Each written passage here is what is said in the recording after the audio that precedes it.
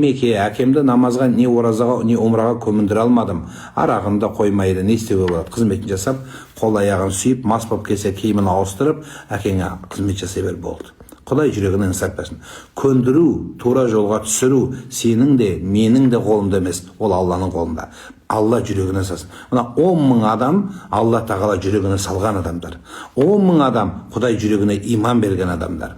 10 мың адам Алланың хидаятына түскен адамдар. Жоқ, біз түсірдік па мына 10 мыңмен? Былай жүріңдер деп біз айттық па? Жоқ, Алла жүрегіне берген адам осының бәрі. Құдайға жаққан адам осылар.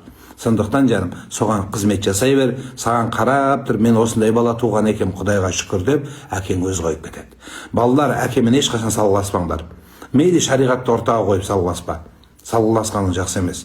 Әкеңіздің өміріне жетіп ал. Әкеңнің белі, мен о туралы пост салғам, сен үшін ауырған. Сен үшін сол арақ ішіп жүріп, сендерді аяққа қойған. Сол арақ қарта ойнап жүріп, сендерді өмірге алып келіп өсірген жаным. Өзі арам ішсе де сен аузына адал тамақ салған әке. Сондықтан қызметін жасай бер болды.